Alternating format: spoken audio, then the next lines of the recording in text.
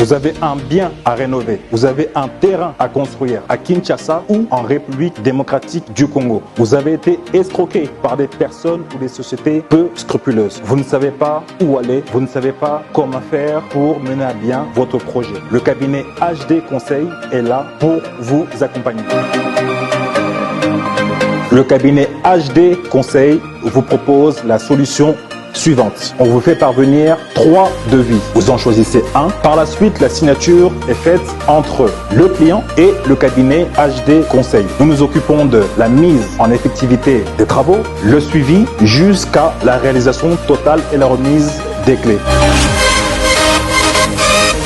Le cabinet HD Conseil vous garantit le strict respect de votre contrat, le professionnalisme des sociétés exécutantes et la totale transparence du suivi de vos travaux. Nous sommes situés à Paris, France, au 33 rue Colonel Pierre Avia, Paris 15e.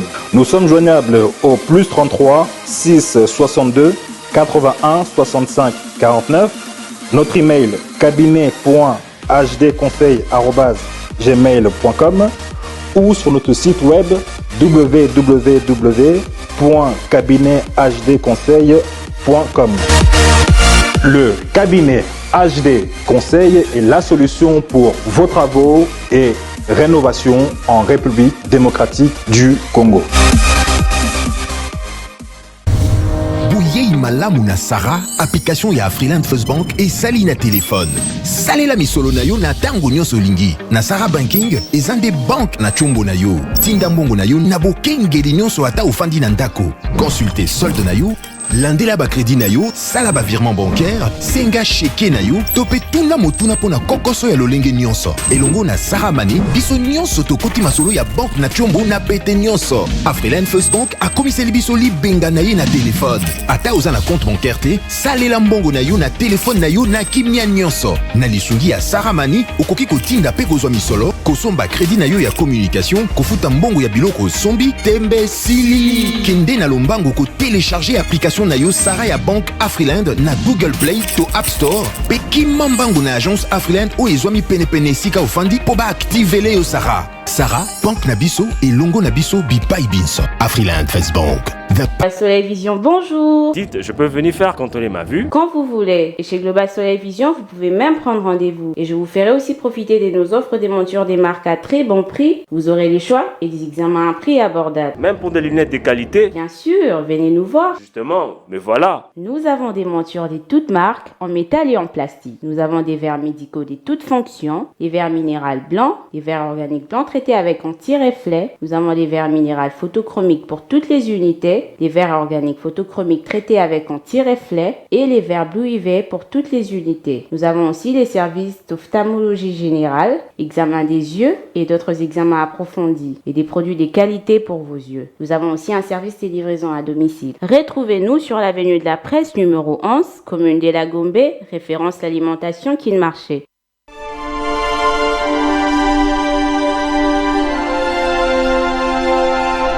Je suis clairvoyant.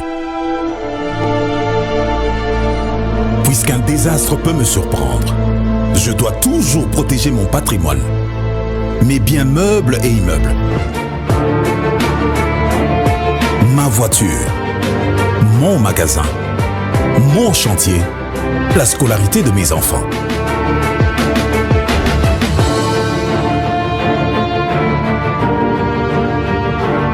Heureusement, la SONAS a démontré sa capacité à couvrir les risques et à prendre correctement en charge l'assuré, ainsi que toutes les victimes en cas de sinistre. SONAS, symbole national des assurances. Société à Banamboka. SONAS, symbole national des assurances. Société à Banamboka. SONAS, leader des assurances en République démocratique du Congo. Mbote Nabino, balandi abo solo na politique officielle. Et sengo na motema, koyebe te boza ebele na tongo lelo, bokolanda misa oyo. J'espère que depuis mokolo ya lundi, non mokolo pardon ya, oui lundi, vous constatez que na rovanda mingi na kiti. Eza na esengote na rovanda na kiti. C'est parce que nzoto ezali malamute, kouta kobela na convalescence. nazo koka ba mouvement nyonso te en attendant na souci à ko servir bino nazo ko ba ko sala musala na ko lemba mais tozu ba mécanisme moko ya muke po esunganga na période. Voilà pourquoi bomoni kiti oyo kasi bobo salate. Le programme est déjà connu les 26 juin torobanda activité oyo coupé sanzela pour te chaîne na bino bosolo télévision et banda. Le 3 juillet, tu as le lancement officiel. L'adresse est connue et tu as la showbuzz. Et le 3 juillet, 300 personnes au total vont prendre part à la soirée wana, personnalités politiques, des journalistes, des hommes d'affaires, population. 300 personnes vont retenues. Un rendez-vous à ne pas manquer le 3 juillet na showbuzz pour na ça. Coup d'envoi na programme ya Bosolo TV.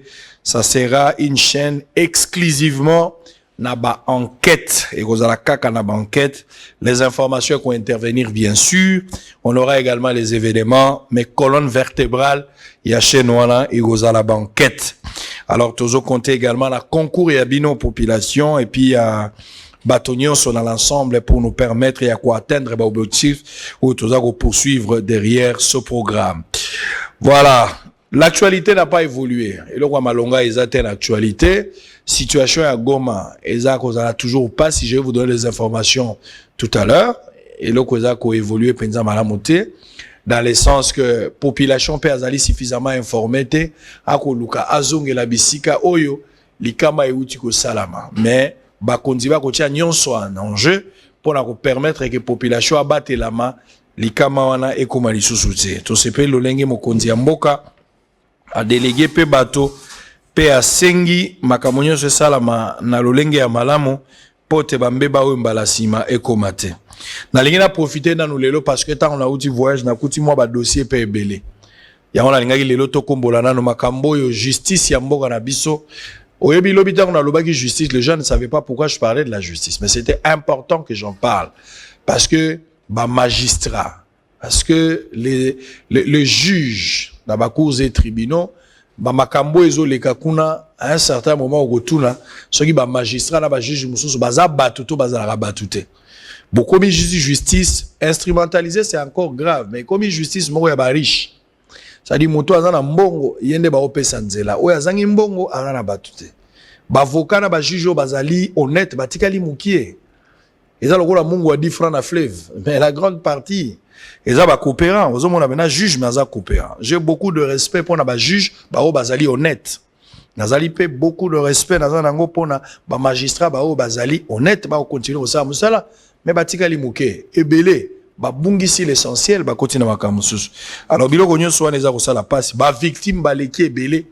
Ceux qui na lobina banda ko loba makambo ezoleka na justice ya bato et kozonga ta 3 ans pour na ko sala ba dossier wana pour ba victime baza ebele. On va parler de ce dossier là parce que ba victime moko bazali awa, il faudra que j'en parle. Na cahier de charges na biso ezali parce que mutumsa tonenga bio ezaka politique. Non, moi je ne fais pas la politique aux politiciens. Dans le cahier de charges makambo to koloba ya politique ya ba victime ali parce que bosolo na politique ezali la politique dans tous les domaines. Même ba victime oyo ce qui la justice doit intervenir quelque part bazali ba victime selon bango ba ko expliquer que makambo salami na ndenge lobamite so ba yepa na biso na mongongo na biso sengeli ba yokabango. Donc ils ont la carte ya molongo ya mosala na biso to bimi na cahier de charge te. Komando betaka masola ba politicien beaucoup mieux tala ngolo wa match ya Mazembe na ya Vita Mikolonyos changement pesate. To koyoka ka ba poutien na suko koka ibi 3 millions, ibi 50 millions. Bon batango bo sepela komona bango mais la plupart sont des voleurs. Doit-on continuer à soutenir des politiques alors que la majorité sont des voleurs? Petit peuple pe azana droit. Moi c'est ndunda ko le kapena bosolo, alobeli makamone ndunda, ils a droit na bango pour émission ezaka ya bango. Les informations du jour. On va d'abord prendre les informations avant de... voilà. RDC, Niragongo. Aéroport fermé, route bloquée, casse-tête pour acheminer l'aide humanitaire à Goma. Éruption volcanique. La DGDA contrainte de libérer les matériels de l'OVG bloqués dans son entrepôt faute des frais douaniers. Donc, Nzambe. Sunga mboko yo bato bazala sérieux.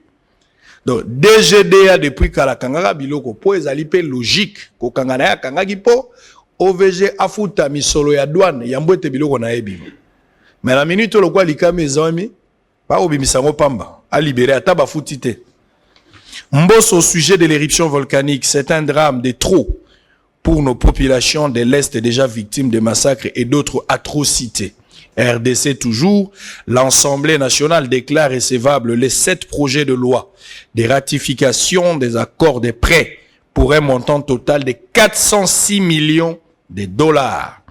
RDC, Niragongo, plus de 3629 maisons ont été ravagées par la lave, plus de 20 000 personnes sans abri. Bato Goma, Bazana Passi et Sengeli to compatir na bango. Kinshasa, les collectifs des avocats de Jean Tini Ngobila et ses 3 collaborateurs ont confirmé les plaintes déposées contre Mike Mukeba, député provincial élu de Lingwala, au parquet près de la cour d'appel de Gombe. Beni, 13 morts dans une nouvelle attaque ADF à Rwenzori. Avant dernière information, Nord Kivu, 259 tremblements de terre enregistrés et localisés à Goma. C'est le gouverneur qui l'a annoncé. Léopard, on termine par cette information sportive. Hector Cuper, nouveau sélectionneur de la République démocratique du Congo, est arrivé à Kinshasa. Très bien. Le premier dossier est un dossier à ma victime. Il y a Makambwetali Mapango. Kasi deuxième dossier est ali réponse ou tolobayango ko sembola ko zongisa na molongo makambo elobama ki malamute na yambaki mama mokwawa azali mwana ya professeur Liaou o ya tikabiso molimo na yepe malakimia mais elobeli na ye babiloko ebele zangi na kati ezalo kola moto ebisio na kolia mapa mais mapa wana biloko ezala kati alobi yango te esengeli abazongisa mwa eloko ne sika nango ba expliquer pe moi contexte eko sala biso moi pasi eko sala biso pasi na lo bagango à chaque fois devant l'ennemi au-delà ba divergence posant nango vous devez être toujours soudés mais entre bino nanda ko boko betana mais devant l'ennemi. Alors quand vous venez à la télé pour dire un truc, qu'est-ce que nous on va faire? Nous on va vous recevoir, vous allez tirer mais acceptez-vous aussi qu'une autre personne vienne aussi donner la lumière par rapport à ce que vous avez dit.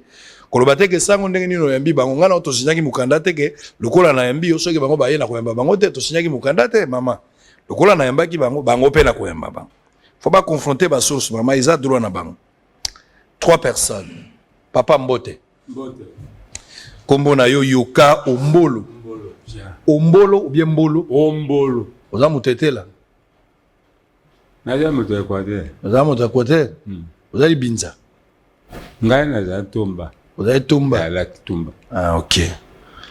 Ça va? Au Bali, aux Anabana, Bakoko. Nazali na bana, nazali na bakoko. Na bakoko lokolo isusu. Bakoko lokolo. Baye monage. Na sepeli na yo. Kaso za yo moko te na ngambo yo, na moni pe bandeko mibale oyo baza bana epa na yo. Na moni ndeko oyo azali awa, kombo na ye Sylvain Ngoma azali secrétaire particulier. Il y a Mouweyo Akindaka Shaman Koy Robert Mbote na yo. Mbote papa sa. Pona kusugisa na moni ndeko ya na moniere. Oza muta idepes. Oza muta idepes. Na muta idepes. Moniero ya mikolo to yakala. Oh mais parti na biso ya kala. Ya kala. Moniere pe fiza ya kala po baye bakewi. Yo mbeli lokula ba parti kosusu. O to yebi to kuta kuba wate. Très bien. Comment on a Petit et fondu. Petit et fondu. Voilà. Bangala ba robena ba kombo. Oka kombo mutezo beto pene lungia. Natanga la baninga mo lunganja nkoi. C'est-à-dire kombo. Mais c'est bien. Bon, c'était juste pour vous mettre dans le bain. On va entamer le sujet proprement dit. Tata, naye pa nayo. Boye ko luka sango pona nini? Toye koluka sango po ba droit na biso ezali lésé. Alors toluka moyen bazongisa biso na droit na biso po eloko tozwi yango moto mosusu aya ko botola biso na kote. Boza ko loba likambo ya moto yaza na bomo isute. Kombo na ye Kashama Nkoi. Azali sho na bomo ite. Eza pasi soki ezaki na makoki ya kolobisa mowe nde tozwi belema mosusu kasi yaza isute. Mais on a l'ingina iba d'abord. Ba droit na bino et baby. Ba pesi bino ya ngote. En 5 minutes, oko pesa bato ba yeba. Eloko nini eza ya bino. Ekomaka ya bino ndenge nini. Bozolaka yango lolenge nini. Poto lo bakeloko ezaki ya biso. Ah yambo te to koma lolenge ba yibaki bino. Mais d'abord talisa biso lolenge nini eloko wana eza ya bino. Bozwaki yango ndenge nini pe eloko yango eza wapi. Bon, ezali eloko ba mindele ba américain to sala ki na inga shaba batikele biso Lupango bazaki lupango ezali na 15e rue limité industriel ou bien résidentiel industriel. Très bien. Bon, ngao yo nazolobela yo nazalaki parmi les 5 négociateurs tango ba américain pléthore ya bato balekaki mingi moye ba vanda na hôtel ezalaki te ba sengi na chef de l'état apesa bango mabele comme ça va bengisa bandako préfabriqué. Parmi les 5 négociateurs ngana zaki assistant logistique côté ya logistique tuzaki Jacques Lengland directeur logistique ngai assistant na ye. Côté ya exploitation quoi ya construction monsieur Tana Bozanako Bruce Bill directeur ya construction assisté na ingénieur Tobes. Après na topographe Neto. On a Namboulani.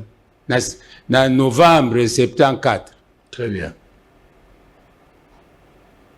Tango après une négociation face na cité de l'OIA face na Bandungu Boulanyati le président qui réunit wana entouré na ba conseiller na ye voilà Mobutu président na tango Mobutu tango to sisi entretien wana président de la République a cédé na ba américain quoi concession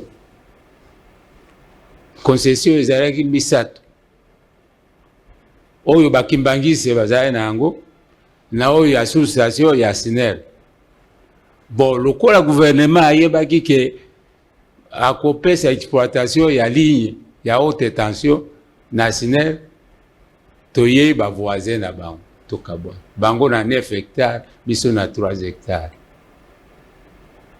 À la fin na suka ya construction ba américain bangi bazonga bon ndenge to yokanaki ba kopesa biso ba prime de fin de travaux na consort possibilité ya mbongo tango wana ekomaki matata na Zaire à l'époque yango bango batikeli biso concession wana bozana mikanda tezana mikanda biloko nyonso eza wapi bon mosusu ezali na biso moko tobombi yango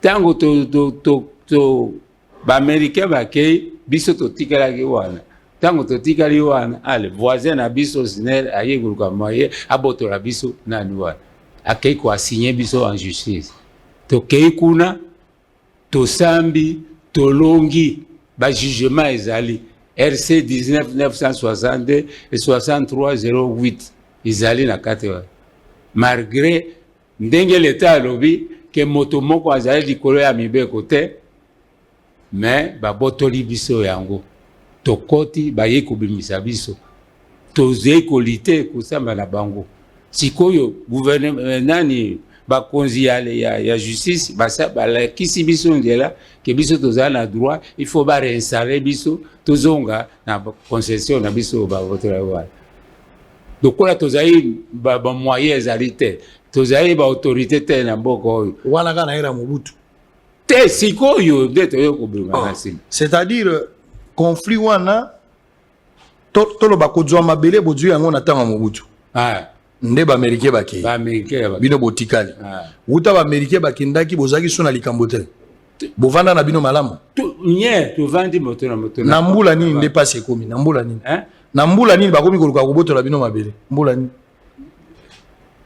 sina ye kobimisa biso na loba na 2008 wana Kabila na yala Kabila nde SNEL abengana bayi kobingana biso alobiki mabele wana eza ya bino te ya biso te ya bango boke na bango na justice bango bango kutu bakende kofunda biso liboso tokei na justice tolongi bango bajugement ezali yo moko yebi ke balobi personne n'est au-dessus de la loi bon tozali na bajugement mais droit na biso ezali bato misusu baza kobotola biso na mpo moye totia makolo kuna ezali te bakamati basoda na banani bake kotia bango na kati na concession biso moye kokoma te yango toyi kotuna parce que chef de l'état lobi état de droit yango ezali kaka pona depuis 2008 bozalaka libanda naoba tokoti babengani biso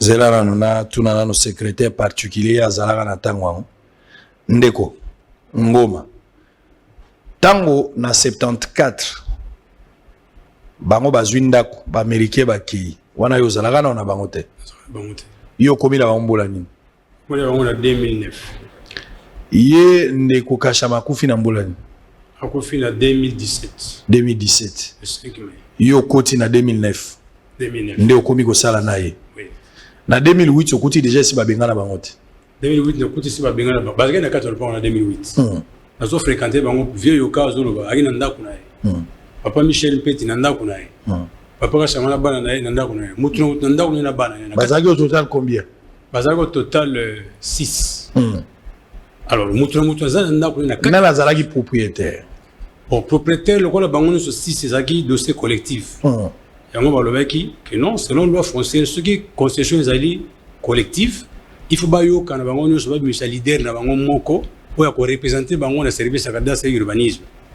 C'est ainsi que bazongaki babino tozo mandaté M. Kashama azakola représentant na biso akobana ko agir pour l'intérêt de tous. Basala on a papier papier yango ezali ne bapesaki mandat pour représenter bango na ba cour de tribunal parce que bango so okendaka na justice te yaza wana na bapesi mandat et tant baké pour la certificat balobi non toko ça le certificat pour na combat 6 personnes selon loi foncière et lobi ceux qui concession est perpétuelle basala la certificat na combat ya mutu moko donc bozonga bo se réunir bo pona mutu moko bo to cha certificat na combat na pona intérêt na bilonos. C'est comme ça que bazonga ba se réunion ba M. Kashama comme leader na bango bazonga na cadastre certificat ça mis sur base ya ba jugement à l'époque un match qui si mango azaka ministre affaires foncières c'était un avocat les ba ke ba sali certificat ba pesi bango ba futi ba frais officiels ne futa maga ba certificat bango bazonga na bango na bango ba vani mais marqué tout ça ce n'est la zoga gâté et puis ye muta funda bango mais bango ba gagner ce qui a fundi ba ke samba bango ba gagner azo lembate aki a fundi susu ba ke ba sambi azo ni maga de fête na été mais bref awa dossier comme na parquet général na limité na catégorie évoluer ndengeni na parquet général les dossiers comme kuna ba avocat ba sali plainte contre ba ko SNEL magistrat donc conflit est opposé SNEL na ba ex agent ya Inachab au moins ba vania pour ba ba voisin tant ba avocat au moins que trop c'est trop il faut saisir justice déjà maliboso tant ba saisir justice ba quitter monter dans le pont va réinstaller bango pe 2 semaines après pire a chasser bango avec ba arme ceux qui va réinstaller bango pire a chasser bango yango mona que non Kashama kufi na ba stress on a ba retour wana tout ça zo réfléchir loko na biso mais comme bondenge ni finalement tout monde nzambe pour ba trancher justice to zo gain de cause na biso ou to sala ndenge ni ba stress to so wana iko memi na liwa ba je crois mona que non ba vie ba si ba koli ba kufa pe donc eloko na bango batika mutoki na bango bénéficier na ngote ne ba saisir justice na parquet général limité ba komi kuna ba sali plainte contre l'autorité ya SNEL pas convoqué déjà qui a sambi abiyaza nouveau venu na mandat na il faut ko benga directeur de patrimoine directeur de patrimoine qui a sambi bino bichoza na 9 hectares certificat au delà on a tout bien oti magistrat instructeur à dossier a joué ba déclaration à batunyons c'est ainsi que alors mec non avant toi agir toi exécuter il faut d'abord ko informer hiérarchie na biso aux ali parquet général après la cour de cassation en principe na mibé ko na bango à justice ceux qui va salir l'investigation à dossier avant de passer ordre d'exécution, il faut bâtir dans la hiérarchie. 48 heures après, va passer avis favorable les zones qui va exécuter. Mais tant que dossier outil parquet général et matin à cassation, et ça lit 3 mois. Tu crois que tu es dans ma bakou? Ah, mais dossier est en dégané. C'est qu'on va corrompre. PGR, tu es bien, c'est un monsieur tout droit. Mais dégané dossier zoom là. Nous avons des PGR dans le service, nous avons qui tant pour étudier le dossier très bien passé, que Bitumba Bato est contre l'État. Parce que sinon, c'est l'État congolais. Alors, il faut étudier le dossier minutieusement, pièce contre pièce, pour vérifier si réellement il est à Bato. PGR a 8 ans pendant 3 mois dans le service. Papa Sango. Ils ont étudié le dossier très, très, très bien. Parce que le dossier est clair comme l'eau de roche. Ndeba Zongi Siango, il mettait dans le parquet général, avec l'étésant à l'appui, comme magistrat instructeur. Que non, sur base de données au Bisso, nous on a constaté que le dossier est clair. Vous devez maintenant faire la réquisition des forces. Comme ça, vous avez la force moro et la police pour accompagner Bino, pour installer des lettres. Lettres. Transmission d'éléments. Le rapport au projet RI dans l'affaire opposant les ex-agents Inga, Chaba, à la SNEL. Monsieur le procureur, j'ai l'honneur d'accuser réception de votre lettre du 24 novembre 2020 relative à l'objet dont référence sont cités ici haut. L'examen de ça, je vois. Voilà. Oui. PG a payé autorisation, vous devez exécuter. Magistrat instructeur de tourner a commis peu réquisition à Ezaliohan. Réquisition d'informations. L'an 2020 et le 5 jours du mois de mai. C'est déjà récent, hein?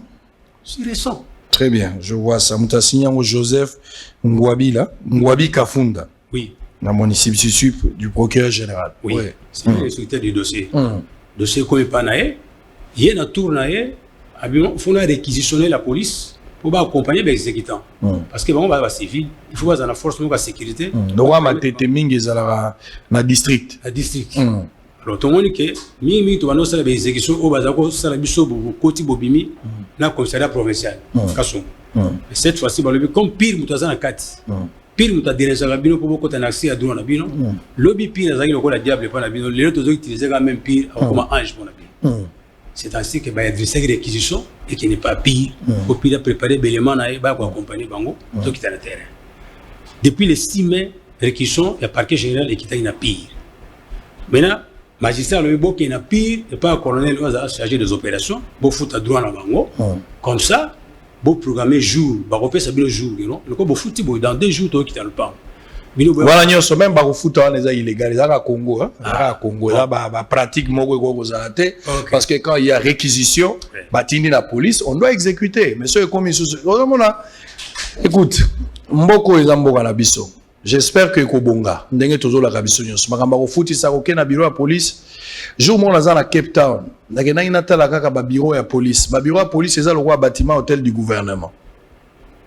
So au taliba bureau ya police au côté place muso moni ba biso o eza commissariat eza bâtiment du gouvernement au moni immeuble intelligent ya ngonde ya police mais awa pa na biso ko kota to yebi ke police a osala musala mais ba insuffisance eza pe ebele wa okoma wa ko biso pesa mbongo ya biki pesa mbongo ya papier bon pesa mbongo ya mai policier azokoma lokwa commissionnaire mbongo ya makolo nyonso wana eza ba pratique esengeli toboya eza malamuté oui après to komi na bi to koti to kutana colonel to bina mo colonel to ye pour to futa ba droit bo sala ordre de mission ba policier ba bima ba accompagner ba inspecteur du parquet général là ba huissier tribunal de justice pour l'arrestation Salema colonel a eu biso clair ami bon en tout cas ils ont pas ça bengi yoka papa yoka funa ibisa bino clair ligamboyo to zana lettre moko eye awa et outi pa ya conseiller spécial ya chef en matière de sécurité ba interdire exécution et Salima balobi concession les a ni à Bino ni à Snell nani a pesi lettre la présidence nani a commis lettre informé biso abi dirkab il y a conseiller spécial il y a chef de l'état chargé de la sécurité Zela dirkab il y a chef de l'état dirkab il y a conseiller spécial il y a chef donc il y a François Béa dirkab nae je vais vérifier l'information voilà lettre pesa ya lettre c'est pas non lettre la monite tu veux qu'il envoie ça pour ne pas mettre régime oui Joël lukela ngana lettre wana na bureau la ngana no ah oui comme makambo ba lettre mais je vais vérifier cette information je connais le conseiller spécial oui tokoluka kombo ya directeur toyeba et puis on va vérifier là-bas tokoloba sokeza solo kombo eza na lettre komona kombo ya directeur wana oui a combien signé ma colonel alobi eza un peu difficile de exécuter parce que lettre nous est une présidence qui tire depuis le 13 mai or biso parquet général à Sengai bango Belema Babima depuis le 6 mai. Donc une semaine après, lettre on a eu qu'on contredire au parquet général. Alors lui awa ezali kamaro benga kaka magistrat bosola sunaye parce que ils ont des politique. Bango baza justice. Bo le maté papa yoka courage bosola magistrat alwa mesure mususu ko ça. Après le but du deuxième langage c'est bon. Ezali kamaro ya nzoko te. Ezali kamaro nzoko faut que yeba code para bat mususu. Un petit local langage. Wana nazo ibisa. Wana colonel ya pire. Colonel ya pire. Comment on est nani? Comment on est nazo ibate. OK. Mais tant que tu bimi, mais comme on est tout le kaka, pour appeler ça qui est comme carte de visite. Tant que tu bimi, tu es magistrat. Ah, magistrat, mais ah, toujours on a comme une couleur de sous. Yo tini surtout ça la négo tini, mais ah toujours on a comme sous pareil tout ça. OK, y a pas de problème. Vous revenez. Comme ça, on a lancé invitation à Mutoyo à commis lettre wana sur base de quoi il a commis lettre wana et sur quel sous-bassement au PC courage comme lettre wana a bloqué machine à justice et opérité. Donc, moi, je vais faire tout pour la lancer invitation contre Moutouana à se présenter dans le parquet général dès la réception de l'invitation. Parce que nous sommes prêts pour nous réinstaller. Moi, professeur Ngwabika, je suis professeur en droit à l'université en tant que magistrat instructeur à dossier haut. J'ai pris mon temps aussi à étudier le dossier. J'étais avec vos avocats. On a étudié le dossier. C'est clair. Mais pourquoi l'être on a bloqué le jugement quand il a l'être moko? Donc bon, ah, ils aiment comme ça la justice. Que la justice fait son travail. On dit OK. Les lendemain, on a lancé qui invitation à Bengi Bissobino. J'ai déjà lancé invitation à Liboso et qui mène à une information qui a zali à comment qui a zana qui s'engage. Mais peu importe, nous c'est la cas quand invitation et ceux qui a eu sous soutien, je lance pour la seconde. Tant à la première invitation, papa yoka azaki na parquet. À couta n'a pas l'élection qui a réception, nous c'est à répondre. Jusque-là, à répondre. Donc, on peut conclure ici, si le dossier est allé bloqué à ce stade, est allé conseiller, il y a directeur, il y a cabinet, il y a conseil spécial. OK. Parce que la lettre, c'est bien écrit, comme on a assigné PNC. Des problèmes, tout ça, aussi. Des problèmes, tout ça, aussi. Donc, on va terminer avant de prendre quelques éléments. J'ai besoin de précieux. Oui, Ndeko. Yo landi makambo bandeko balobi. Élément ni yoko bakisa ya sika. Oyo bango bazangisi. Oyo sali yo pasi pa bate. Ndenge bozolo babo même la présidence baza komona yo. Ndenge bozolo babo. Parce que évoquer le cambo conseil spécial que je connais personnellement, un homme très sérieux et engagé. Mais on va voir. Nangala vérifier. Ne vous inquiétez pas. Rassurez-vous que je vais vérifier ces dossiers chez le conseil spécial. Oui. Et on a besoin de mon lettre wana ngai moko na kobenga conseil spécial. Na ko vérifier pour na koyeba réellement ce qui authenticité ya document les ali tous ali. Pour yesengeli yebana. Makambo lokuta peza mingi. Ndeko olobi boni. Merci papa Sango. Ce que monito yawa pona droit na biso. Mputa na biso alobi maso. Moyena bakisa mingi zate pona nini ya sa alobi historique. Ndenge tozwaki espace vert oyo ba-américain bapesaki bango bapesi biso po ete eja ya biso mpona départ na bango soko omoni dossier ekomi boye toti mosika 16 ans na dossier oyo tosambaka kaka tolongaka kaka me tozalaka ke de cause te balongi biso d'abord na mosala ngai nalala na motuka nalala na mutuka tango badegeripi biso namoni kokende mpe baparent oyebi ke bapesaka moto kilo soki aza na mosala mosala esili oza na molongo ya bana okokende wapi soki epandika awa ozalaki na mosala obandi kotala nani orke babandi koya okombo oza kosala oza kozela mbongo ya fin 10 mois okokuta bamosusu bafandi baza kozela oya moyo sala programme ezate mais tango lomi mosala bango to bakimi lokola potese ebeli banji bakimi balongo sala mosala mpona bato asinere basa kapare na ba droga ozanga ba agence tel tozalaki ba ngashaba botango na shaba yaki nini constitution ngashaba hein po banda mpona yinga eko ligne autention eko bati kolwezi il fallait ba travailler basala wana donc les Américains surtout histoire eza bona moi to ken eza te pour na biso ba étoffe biso ba biso na mosala ta ba biso na mosala ba bote ba koti bato ya ba étranger dans le pango ba nini ba to sambiti ba bonike te il faut to logambo na mosala ba biso na mosala sikoyo nini to sambi niki papa lobaki to sambaki na premier jugement ba lobi Siniere oui, to boni ke ofundi bango po bano mwana lupango na yo me eza lupango na yo te po bino boza na 9 hectares. Bango baza na 3 hectares. E sengeli siko ligolo longola batu na lupango, longola batu baza na kata lupango na yo. Mais non, on yo na lupango na yo po yo za na 9 hectares. To mori boy, siniere mpona corruption aza makasi. Asali yo soti to bite, malgré to bite ndenge wana me maître, il faut to senga appel. To ke dekuna.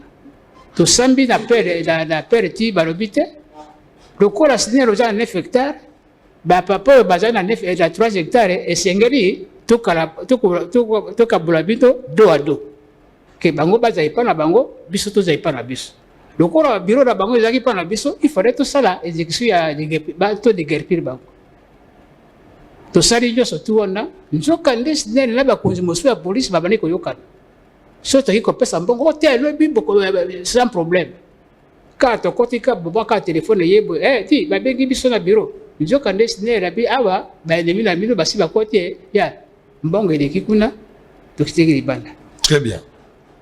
C'est-à-dire ceux qui n'a comprendre. Attendez, on va terminer.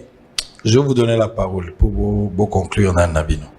On va revenir, je vais prendre d'abord 2 éléments, on va revenir comme ça. Bon, on a 5 minutes pour terminer, parce qu'il y a juste, il faudra qu'on commence avec le deuxième invité.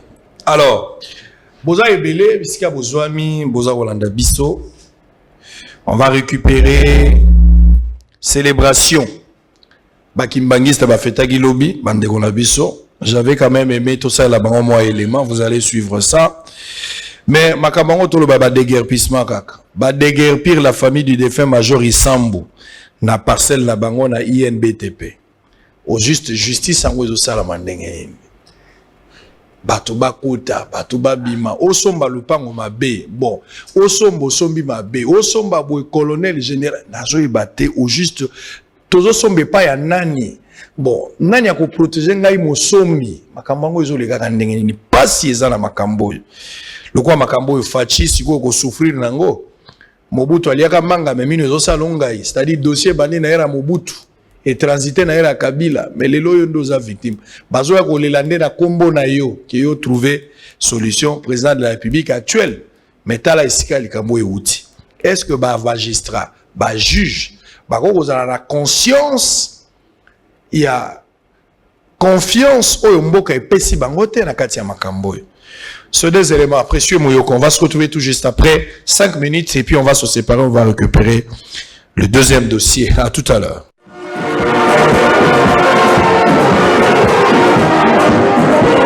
Le 25 mai de chaque année, la communauté kimbangiste célèbre la fête de Noël. Cette commémoration intervient annuellement avec une particularité. Cette année, malgré la Covid-19, le croyant des Diangenda Kutima n'ont pas renoncé à leurs coutumes. Ils se sont décidés de festoyer comme à l'accoutumée, tout en gardant une pensée pieuse vers tout le compatriote victime de l'éruption volcanique de Nyiragongo à Goma. À l'occasion de cette journée, une marche a été organisée ainsi qu'un culte des célébrations animé par de choristes et fanfaristes kimbanguistes. Au cours de ces cultes, Christophe Kisolo-Kele, l'un des membres de la communauté kimbanguiste, explique pourquoi leur Noël intervient 5 mois après que le monde entier l'ait célébré, soit le 25 décembre. Le 25 mai, je pense que ce n'est pas, ils en ont secrété, le 25 décembre, ce n'est pas la date de naissance de Christ, ils ont une date conventionnelle au Bazouaki. Mais tu vois, quand on va comme on a date le 25 décembre, ça leur a pris 400 ans. Si la concilianissé, les veilles au Canada, donc pendant 400 ans, on a dit que le Christ a mon c'était un illuminé, après ça, il y a un message.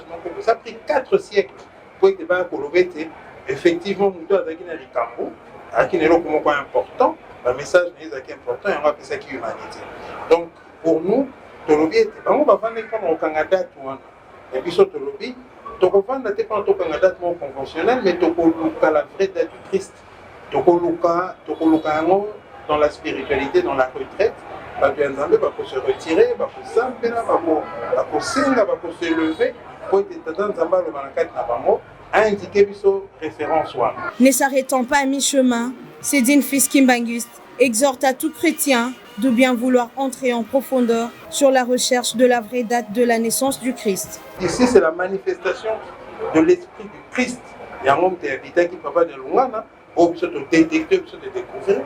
C'est notre avancée à nous, mais au moins, on vous laisse quelque chose pour dire que Bissot on comme il a point haut. Mais Pino te fait Pino date le 25 mai. Cherchez. Pino fait pour Luca pour que l'homme t'ait évolué dans l'Ingenae. Rappelons que pour le Kimbanguiste, le Christ est bel et bien né le 25 mai et non le 25 décembre.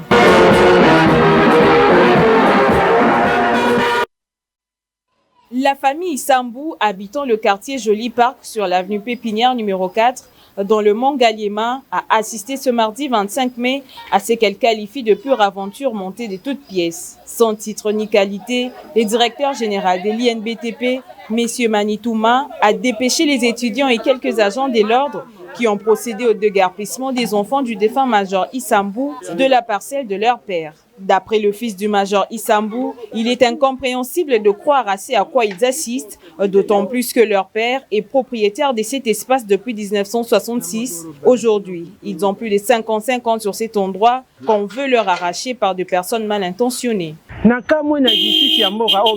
État de droit. Mais kaka mutu moko akei koyebisa likambu ba oyo bake kofunda basambisi bango te mbala moko bayeba déguerpir biso. Est-ce que état de droit eza bongo kaka mutu moko asamba ba mutu bako samba te biso papa na biso aye awa depuis 66 INBTP eye ko réhabiliter ba bâtiment o pa ba belge batika na 68 Mobutu nde mutatinda ki bango ti Mobutu atindi bango biso déjà tozalaka awa lelo oyo baye ba déguerpir biso sans kosambisa biso sans eloko ba lobi eza bien ya l'État. Mais tozana mikanda procédure judiciaire il faut ezalaka.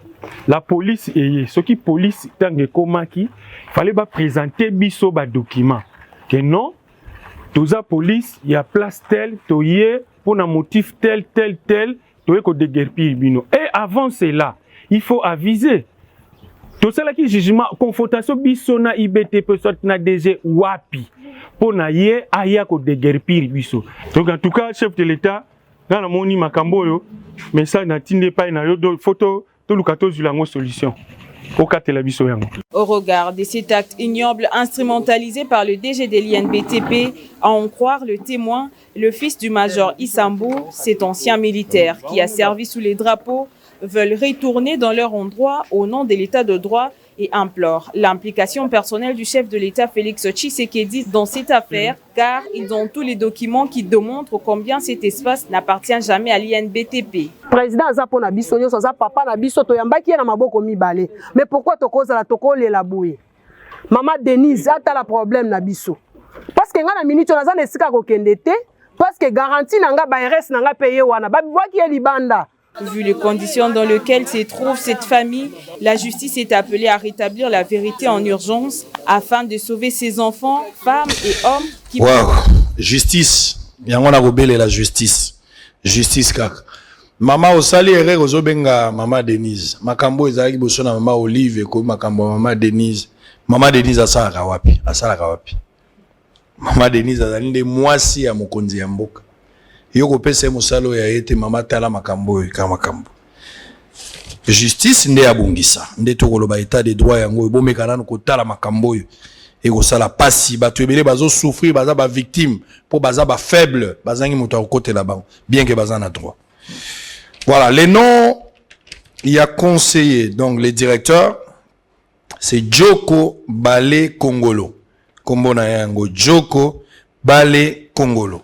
Alors on va vérifier cette information et pas un conseil spécial et puis on tiendra informé la opinion par rapport à ba plainte nyonso boza vous présenter awa ou ezana niveau na biso. Dossier dans la justice, vous continuez à Gosamba awa aspect judiciaire biso to lingi tolo ba ngote ya ki plus bo dénoncer par rapport à obolobi awa nini etika le lingo loba parce que nous sommes arrivés à la fin.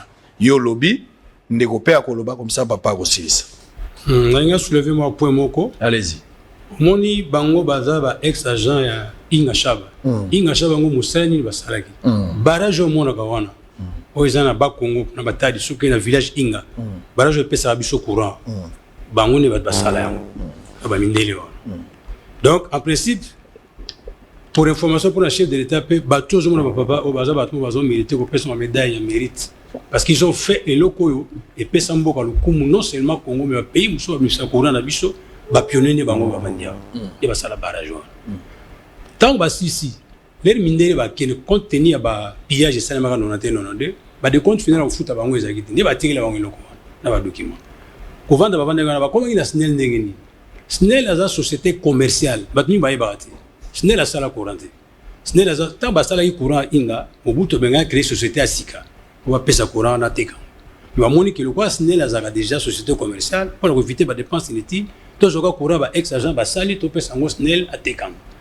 ayeko pesa ngo deuxième condition ba to ba sali courant ba ko za jamais ba chômeur il faut qu'on intégrer bango wapi na SNEL ba travailler comme ba travailler c'est comme ça qu'on a qui ba côté national mais tant ba côté national ba bandi ko travailler ceux ba zo futa bango ba salaire na fin du mois ba comment remarquer ba comment kata mo ba loyer moi il devient un problème ils ont constaté ba benga non vieux cause mon ancien intellectuel tout fait et non très intelligent parce que toi logistique n'est auto le ba benga ba ninga na non tout le monde qui bateau ba mal intentionné comment ba zo futa so ba salaire habiter le pays ba zo kata biso ba loyer comme si toza ba locataire na c'est que banvia comme belé oh l'aide de ces 4 matins boko na mukaboye oboy libanda ba récupérer loko on dirait prophétie ba salaki et à mon ça arrivaki la ngana éclaircir pour na très bien ndeko malobeza pana yo ozosukisa comme ça na lobela nano beaucoup la kaenda si ça pena maloba na koka pasi na koka ikondima te na mbula na yo banyokola yo boye ati na télévision pour na koloba na oki penza pasi a jouer âge moto avani na lokumu sima kosali la mboka avandi pe na kimia ya sokomi kotambola lokola moto asali la mboka te na yoki pasi nazo ka pasi SNEL wana ozana na makambo ebele SNEL ozana na makambo ebele courant ozo pesa te yo SNEL oza kotekela biso ozo futisa biso ba facture ya ba femme de nuit courant ozo kopesa biso sur 30 jours courant ezo ya des fois 8 jours ya pamba pesa courant ezo ya na butu oyo ozo tika la komona na te courant moko bozo senga ozala na veiller po ebandi à partir ya 1h30 tina 4h lamba na R1 repasser na R1 sala nyoso tala PTV na yo na R1 pour à partir ya 6h les amis makambo bazozelela yo SNEL ba défi o population azolela ozo sala ngote makasi na ndako zoluka tondimi mais na courant o biso tozo pesa tina nango ezanini mbongo bino bozwaka ya ba facture biso to futaka na lobaki finalement na baneko luka ba paramètres mais na komi na mo ba garantie à 80% toko sala opération moko na Congo général nazala moi pouvoir la kolobalika mona pe bato bakoyoka ya opération zongisela SNEL facture nae facture osalelité zongisa yango kofutisa biso biloko aloko tokofuta kako tosale tosalelité tokozongisa po toza na contrôle babengaka obligation de résultat eza de moyen te l'obligation de résultat na kofuta kako na sali escroquerie à ciel ouvert oyo SNEL azosala biso mikolo na mikolo ndeko sukisa mbango comme ça ndeko sukisa on va prendre une transition pour récupérer les dossiers où les cas qui a mokolo ya eleki mokolo ya lendi ona yambaki mama moko azali mwana ya kondoli ya uo ya kenda makamone ya lobaki eza makambo ya lobaki ndenge na lobi na mosana biso yo kolobatelo ko lobaki to kataki ndelo moto muso ayate lokola ba vérité muso ezali na famille ya bango ba réagir famille ya bango bandeko ya muwei ba réagir baleki na ye ba réagir balobi te biso nde bakolo ndeko bana na bakoko ba réagir ezali kamba famille ya batunga na boya te pesa bango pe nzela boka bakolo mwana ndenge bakoloba siko ngala koboya ndeni yo pe mama olekaki akozwanga na mabete na ndenga mabete tosinyaki mikanda te fo bango pe baloba soki yo tango lobaki bango bayokaki pasi yo po yoka mwa pasi mwa ndamu to bango bakoloba eza normal windeko Merci papa. Na bandi kosukiza boy. Na mboka na biso yo richesse mosusu toza na ngawa ezali motema mabe. Soko moni mikanda justice asali foyeba ke toza na bonne voie ke to récupérer ko na biso. Kasi motema mabe ezali ezali lokola yo papa oza na ba makoki na yo osomeli bana ndako na mama ya bana. Yo okufi oseri testament obi ngai so na kufi ele boko kabola biloko mono yazwa boye mono yo azwa boye kasi bande kwa papa baye babite bino nyonso boza ba droite ezali biloko abande na biso to récupérer yango ezali lokola ndenge tozala na dossier oyo yango wana toza koseka justice po état de droit ezali justice ya likolo po mboka yetu moko surtout que yo za moto IDPS wana eza nzembo na bino état de droit. Voilà. Très bien. Très bien. Kulutu, tosuki sepa na yo, ozali, yo zande bukulaka, mubange yo avandi na se azomona musika koleka mwana mokyo ya telemi. Na nyonso yo saleli mboka.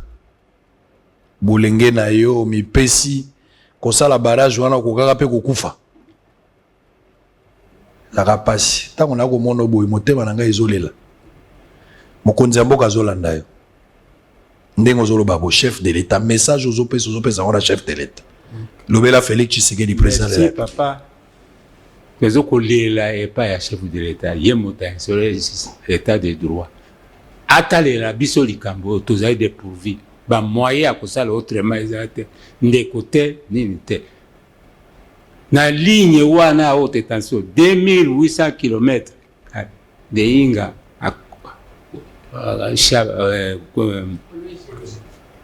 Kasombo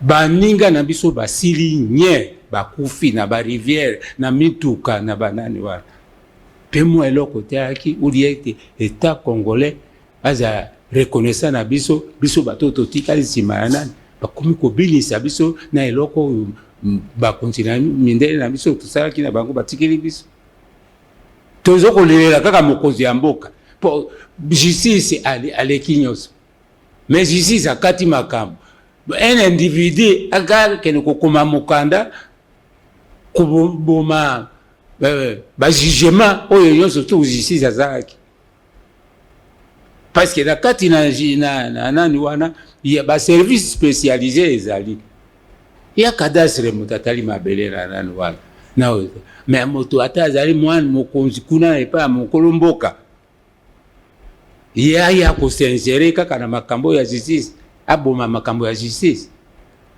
to sengi kaka tata ela biso likambo. Très bien.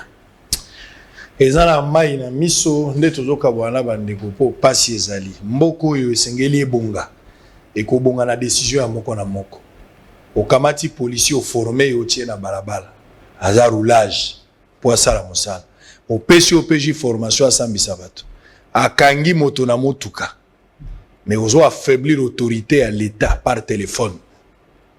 Allô wana nani c'est le colonel tel c'est l'excellence tel policier pe amikitisi mokonzi na mitindo na yo naza kotikai sali ba infraction nyonso wana ekoki kokotisa mbongo na l'état ekokaki kozongisa moto na molongo mais ba affaiblir yango na téléphone mboka ekomi réduit kaka na ba téléphone oyebi nga naza nani lokolo boyi ko libérer tokotala nazobenga yango moni mopaya uti libanda comprendre le système indien indo-pakistan nga benga général moninga na ngai moi problème appelé général colonel et c'est comme ça que vous avez affaibli le chose. La justice élève une nation. Ce qui justice c'est kati likambo etala bilongi ya batu te soki ya solo mokando ezali conseil spécial il me semble que directeur na yo selo ba dire na bango ezali. Je vais vous faire parvenir même la note. Ce que ça est solo. Ah. Précieux, on va se retrouver tout juste après. On va récupérer. Alliance pour l'unité du Congo adresse un message de soutien aux compatriotes de Goma. Situation dans Malamoté. Journée à DGDA, sensibilisation sur les systèmes de traçabilité des droits à l'assise à la République démocratique du Congo. Toka matabelema mibale. bozala na courage, bolemba te, komba na bino ngai pe na koti, na ko solola na conseil spécial, na ko luka banzela nyonso akokomisela ye mokando oyo. Nayebi que c'est un homme très sérieux et puis aza na rigueur makasi. Tokoyebisa ye. Et puis ceux qui yano ezali bokoyoka yango pe na kozonga na TV pour na koyebisa yango bato. Très bien, ce deux éléments se retrouvent après, on va récupérer notre deuxième invité, Monsieur Lokangu Idelphonse Azali, Neve, il y a professeur Liaou. On suit en image et puis on se retrouve après. Éternel Père, Dieu de gloire, nous élevons la voix vers le trône pour dire Seigneur, interviens pendant ce temps. Regarde tes enfants qui sont à Goma. Le volcan vient, Seigneur Dieu, de se manifester afin de détruire. Il n'y a pas un seul homme capable de pouvoir arrêter ce volcan si ce n'est pas toi, Éternel des armées. Laisse que maintenant, Seigneur, que tu puisses pourvoir à la paix du côté Est, que tu donnes, Seigneur Dieu, aux FRDC la capacité, Seigneur Dieu, de surmonter toutes les positions des ennemis parce que tu es Père. Hivi Mungu tunainua sauti yetu, Kongo ijengewe kwa msingi wako wewe Mungu. Ubarikiwe sababu unastahili. Bariki President de la Republique sababu yeye anakuwa yule mwenye kubeba nation yote kwa mkono wake. Ubariki pia nchi yote. Ubarikiwe milele kwa jina la Yesu Kristo. Amen. Amen. Nous, parti politique, Alliance pour l'unité du Congo, AIC ainsi, manifestons notre compassion à nos frères et sœurs en détresse dans la province du Nord Kivu suite à l'éruption volcanique de Nyiragongo. Nous invitons également tous les Congolaises et Congolaises à faire oublier nos différends pour privilégier l'intérêt général de notre patrie. AIC, notre espoir. AIC, notre avenir. AIC, pour l'unité du Congo, pour l'unité du Congo, pour l'unité du Congo. Banduku bote bagoma, AIC iko Goma. Na magumu yenyewe ilimifikia, ndio maana tunakusanya kwa kutembea pamoja na mweye, kumagumu yote ilimifikia. Wamama wa Goma, wababa wa Goma, watoto Kiloko, tuko naomba Mungu wa Israeli enda katupiganie vita inye maadui wanatuingilia. President wetu wa Republique alisema juu ya état de siège, tuko na muombea Mungu. C'est désormais officiel.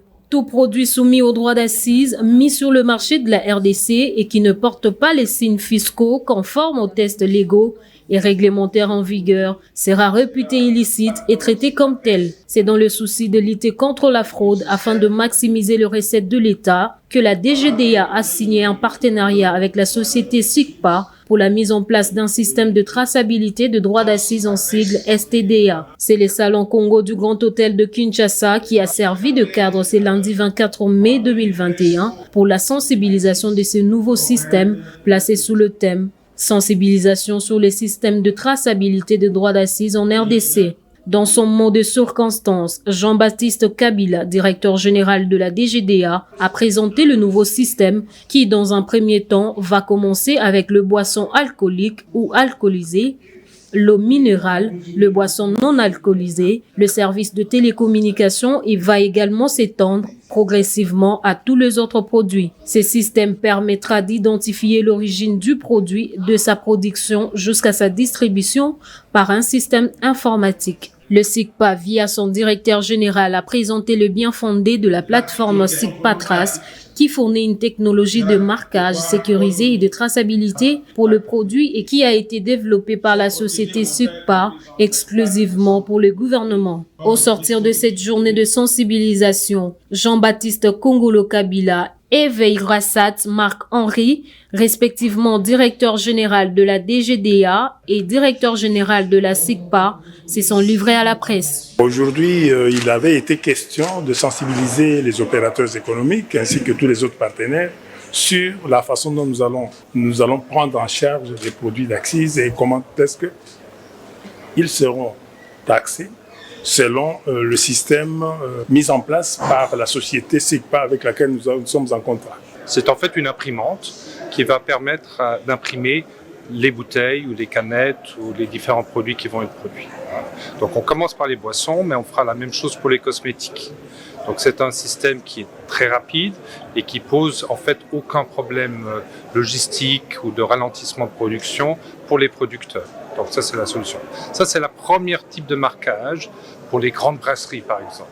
Pour les plus petits producteurs, les petits fabricants, qui sont plutôt des artisans ou des petits importateurs, ils ont en fait des timbres fiscaux, qu'on appelle les banderoles ou les vignettes, qui pourront appliquer eux-mêmes sur le produit. Présent à cette manifestation, le représentant de la FEC a aussi donné ses impressions. Nous sommes le partenaire social privilégié de l'État et nous voulons, c'est pas le système SIGPA, c'est le système de traçabilité, c'est un système SIGPA comme un autre qui existerait au travers le monde. Mais ce sont les mécanismes et les modalités d'application des dispositions législatives qui ont été prises par la République à cet égard. Le partenariat entre la DGDA et la SIGPA trouve son fondement dans les dispositions de l'ordonnance loi numéro 18/002 du 13 mars 2018 portant code. Très bien, c'est bon. Alors, Mbote. Mbote mingi tata sango. Mandefu noka lukwa yanga ya yosko ndeza mwe bele ya kukita. Bon. Oya yoza kitoko koleko yanga. Kasi costume. Ele kinaruli yango pe mingi. Mwa bako so. Yango ndeza mikolo yo. Na koluka pe yangai. Soki nazui na koluka pe yangai. Sele akolanda ngai sika aza na Turquie ayoki ke na koluka pe yangai. Likambo te. Nalingi bato bamoni mbala liboso makambo toza koloba siko ezali très sensible. Esengeli bayeba à qui ils ont affaire. Au-delà de vous présenter yo neve par alliance, il y a professeur Liao Atikabiso Ozanani. Bien. Liboso na pesa identité na ngai na lingaki na lobanan boy. Na sepeli penza koya koloba makambo na koloba awa na télévision te. Parce que ezali makambo eza ko relever na vie privée. Libota ya bato. Libota ya bato. C'est-à-dire que makambo ya libota balubaka yango na télévision te. Dans la simandaku. Puisque makambo malobamaki na nzela ya etando na plateau yo public consommer une certaine information ou ezali ya solo te par respect na téléspectateur na yo nde nazali ko pesa bango réponse na yei penza ko répondre na ndeko mwasi te mais ngai nazali nani ngai kombo na ngai Lukangu Wifongo Île-de-France. Nazali neve par alliance. Il y a professeur Liao. Enin Kolobanin. Papa Liao Marcel. Oyo Aboti Jean-Pierre Liao. Azali tata naye Jean-Pierre Liao. Azali cousin nangai direct. Cela veut dire que maman ya botiye na maman ya botingai bazali tata moko mama moko. Ngai nazali nani? Ngai nazali motoyo asaleli pe akosalela mboka République démocratique du Congo. Na mikolo elekaki na province ya Chopo nazalaki oyo apesaki ye responsabilité ya kozala lokola ministre provincial ya économie pe ya finance na ba département mosusu. Pe depuis 2020 nazali président ya caisse nationale pour la promotion sportive. Tala o etali lokola présentation na ngai yango. Na elobeli na yo lobi oye kozongisa na nzela makambo mosusu oyo elobamaki malamu te elingi koloba kozondima makambo mpe ya solo elobamaki. Par exemple oyo ezali makambo oyo ezali solo ezali certitude ezali boye. Professeur Liao azalaki célibataire te, abalaki mwasi mama ya lokumu oyo asalelaki mboka kombo na ye mama Sophie Kanza, mama ya ba Anne Liao, mama oyo alekaki yao, mama oyo aleka baboti mwasi oyo professeur Liao abalaki. Bato bayebi histoire politique ya République démocratique du Congo, bayebi que il y avait un couple, il y avait un géant. Parce que professeur Liao, c'est pas n'importe qui, c'est un géant. Pe maman Sophie, azaki parmi bato ya mayele, bazalaki ba professeur tango wana, ezalaki couple wana. O wana lobaki solo ke ezalaki couple oyo pesaki bana motoba ya basi ezali solo. Mais kasi eloko ya lobaki solo te ezalaki tina nini mbilinga ekotaki na libala ya professeur Liao na mwasi na ye mama Sophie akendeki na justice kosenga divorce. Asengaki divorce pona nini? Asengaki divorce na 1978 parce que a reprochaki mobali na ye ko sala alliance na mwasi mosusu depuis 1973. Donc maman Sophie a constaté que professeur Abali, puisque étant civilement marié, à quoi que ça la mariage me soute. Tango ake kopesa mbongo na 1973. Je crois que Bogota la yango dans ba image, puisque un ancien président il y a Cour suprême de justice Talango, professeur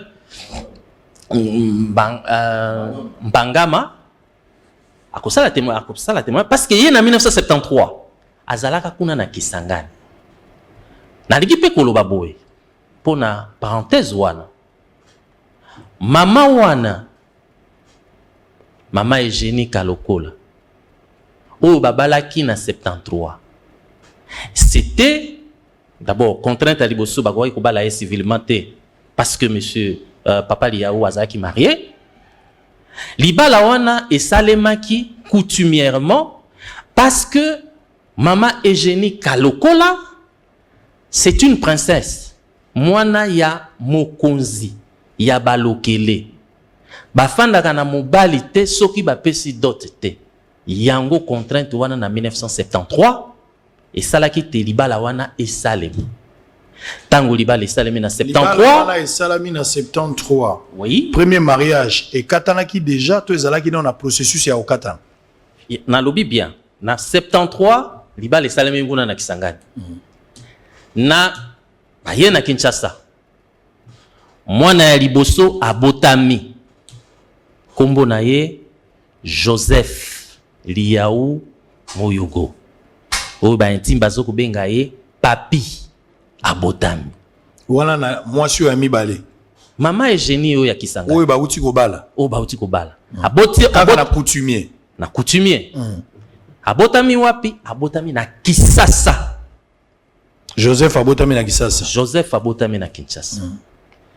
Sima, vous allez na 1975, quelques années plus tard, mwana mosusu ya mobali abotami nde Jean-Pierre Liao Ebowaka Lokola abotami awa na Kinshasa. Et puis mosusu pe ayaki Mais en 1978, tango maman Sophie à prendre connaissance que libala esi esalema bana pe ba botama akei na justice kosenga nini divorce. Donc ti professeur abalaka ti bana ba yeko botama mama oyo anda kwa yebaka te wana nakoki koloba na place ya moyi te aza kopema na boboto soki pe ayebaka depuis 1973 nga na yebi te mais kokende na justice kosenga divorce ezalaki na 1978. Divorce wana eye ko se prononcer na 1984 na circonstance nini. Professeur Liaou toyebi na kati na histoire politique na ye azali parmi bato yo ba créaki IDPS. Na tango wana basali IDPS régime ya tango wana ba kondanaki bango ba relegaki bango na 1984 ba relégué professeur Liaou na Mongala kuna na Bumba pe ake ko purger peine na ye na Yameke, un village na Mongala. Bumba et pas na bisote. Voilà. Na tango wana na 1984 pendant que ye azali na kati na boloko na ye na relégation jugement wana kisasa oyebika ndenge soki pouvoir ilingi kotelemela yo ekoboma yo ekolanda te yo atati na famille na yo nde tango wana divorce ya liboso premier jugement eyaki kosalema. Alors naningi na sembola na parenthèse wana que effectivement contrairement à ce que Madame Anne Liaou alobaki que papa Liaou abota bana mosusu en dehors ya motoba wanate, il y a bel et bien existence ya bana pe motif ya divorce ou salemaki ou se prononçaki en 1984. C'était justement à cause ya likambo wana pe ya mibale na yokaki tolandaki yango que Jean-Pierre Liaou azali mwana ya liboso bayaka na ye Jean-Pierre Liaou azali mwana ya liboso te. Joseph Liaou Moyogo akufi te azali na bomoi soko kei lelo na résidence na bango o ezali na Pigeon na Mangengenge okokuta Joseph Liaou kuna ya na bango ya na ye tata moko mama moko donc même moto ya bato Joseph na télémarisika wana c'est très important. Joseph asalaka na politique te azali na ye atambola na ye wa mutakuluba na ye te avandi kuna kombo na ye okoyoka yango na monoko te mais il est là mwana ya liboso tolobake pe oya lokuta o mususu na ngaki na sombela yango ezali ke abotami na kisangani te na koluba plus tard ndenge nini yango bakomaki na kisangani. C'était justement ce qu'on permettre ngai c'était justement en 1984 lorsque ba relégué wana na comprendre ouais ça dit mouvement et salami ndenge la kakati papa ki kobota bino na bandundu te bongo te bazali na Kinshasa na 1984 babotami déjà basi babotami batangaka ainsi de suite tango baza ko relégué tata azali na bana na ye bakei na Bumba comme papa Liaou devait purger peine na ye na Yameke nde tango oyo Joseph Liaou Jean-Pierre Liaou, Nathalie Liaou, bango ba prolonger vers Kisangani et pai ya ba mama na bango.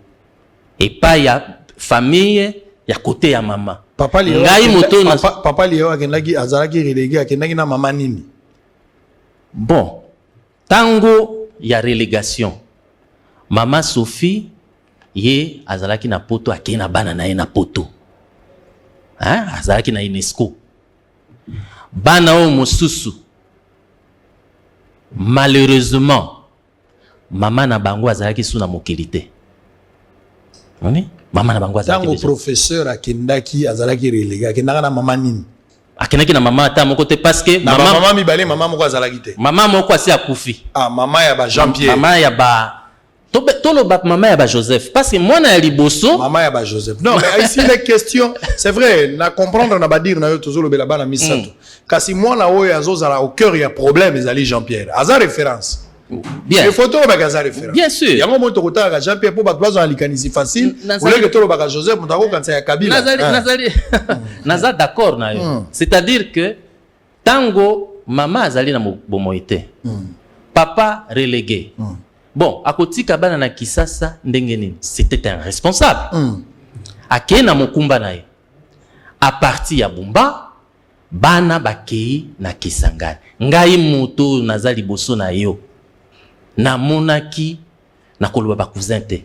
Baleki na ngai kuuta Kisasa bana mike moko azali na 3 ans, mususu azali na 8 ans, mususu azali na 9 ans. Nga nazali mwana ya mobali ya suka nazwa ngolu ya kubenga mayaya ya kudondo na kiyaya na baleki wana bana ya mama oyo ya biso bautaka nde Kinshasa na nzela ya pasi nzela oyo ke tata na bango relégué bana baye esiko oyo bazalaki malamu na Kinshasa. Et pas ya mama, papa na maman na bango, maman akufi, voilà. C'est ça que je comprends. C'est-à-dire Joseph, Jean-Pierre, Nathalie, maman na bango akufi. Maman na bango azali. Maman na bango akufi. Professeur Liaou relégué na Bumba. Oui. A repérigé peine na esika mosusu. Oui. À partir ya wana yenda zu décision. Bana bakenda Kisangani. Effectivement. En même temps, maman na bango loko esa kufaki po bazaki sona mama te bazongi nde kotala famille ya mama esika oyo mama babalaka esika motolo ya mama euti. Effectivement, dès dans lobby wana que tango bakei professeur Liaou atindi bana nae na maboko ya monsieur Kalokola. Kalokola nde Kalokola nde yaya ya mobali ya mama ya Baliaou. Moni esika Kalokola euti atindi lokwa epa Manseba. Bakei epa ya noko na ye. Manseba. Voilà. Epai oyo kutana ngona vidéo c'est oncle azaki cadre na université. Kutana ngona télévision. Donc batangi na école d'application ya université. Tango wana na Kisangani entre les bonnes mains. Très bien, on va évoluer, on va pas rester là. Alors, je comprends que wana divorce spécial amena noté. Divorce na maman ya liboso. Non, divorce et salami na 1984. C'est ngona zolo bate. Nanu salami te. Kasi mama ke poto, mama ya liboso. Non, zela na symbole. Mama ya liboso. Na symbole. Tozolo ba eloko moko, tokozo ba wala te. Mama ya liboso. Na circonstance au professeur azo kende na régation na ye. Mama ya liboso azana bomoy. Kasi mama ya mibale akufa. Mais mama ya liboso azo se retrouver na poto na mosala ya UNESCO. Mais dans l'entre poto za na 1984 tobungisa ligne wana te. Na 84 Marcel Liaou les relégué na 84 hein? Kaka la même 84. Même 84 maman Sophie a joui jugement et divorce. Entre jugement et divorce, na relégation ni yaki liboso. Relégation. Relégation. Relégation. Le relégation est ça la Azana relégation ba condamné par défaut à wana kisasa. Donc ba asambakate. Bon, na kokota na ba détail. Nzambe na ngai, est-ce que na ozala na makoki ya kotuna ibembe mituna nzambe na ngai? Weza musala Yesu. Yesu nda tunaka Lazare. Ngana kwa kotuna te. Yesu aleki monene. Alaza mwa boye. Yesu yonde monene. Yoko yuko solo la ogangi pe bembe zongi na bomoi. Nengo salaki na Lazare. Très bien. Toujours pour ça. Merci. Professeur Azaki na Basimi Balé, en conclusion. Professeur a botaki na basi mibale pe na basi mususu. Na basi mususu. Oui. Na total pour la précision. Basi bazaboni. Bana basi. Soki tokamati na totie bango nyoso esika moko bazali 15 enfants dont 9 au babotami na maman mibale na mama Sofite.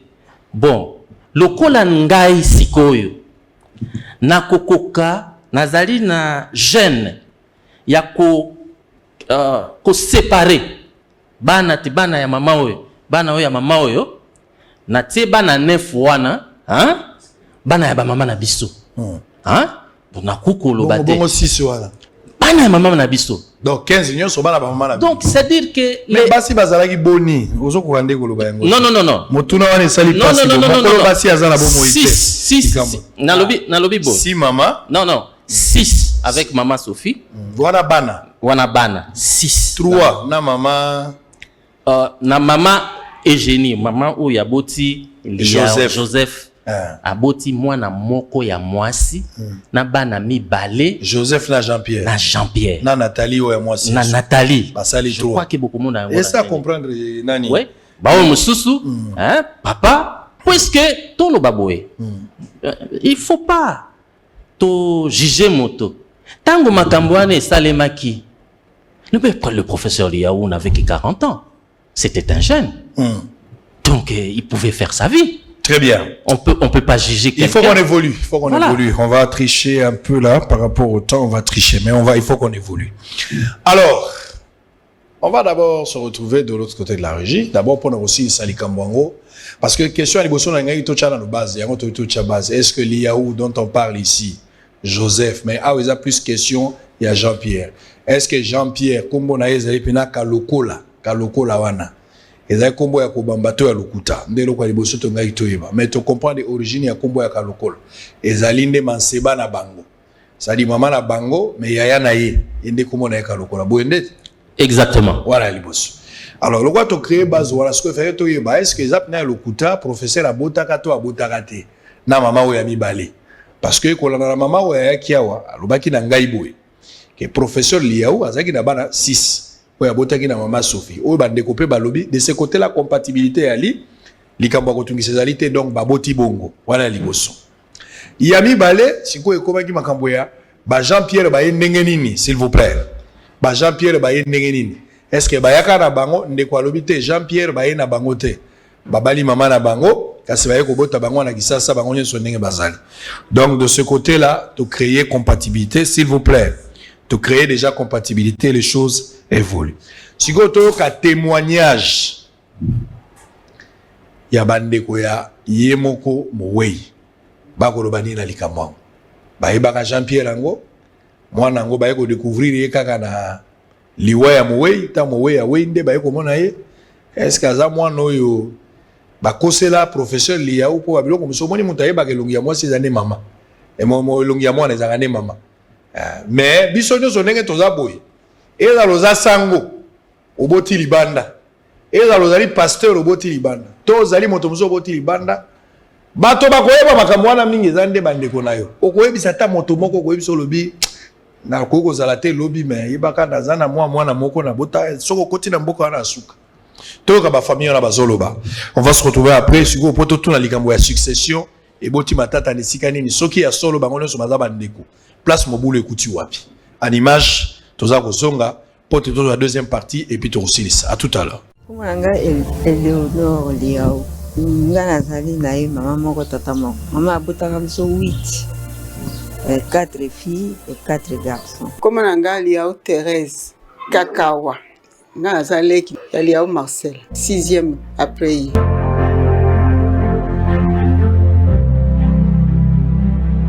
Jean-Pierre aye mwana moko abosanaka biso te. So tovandi fo aye akotala biso.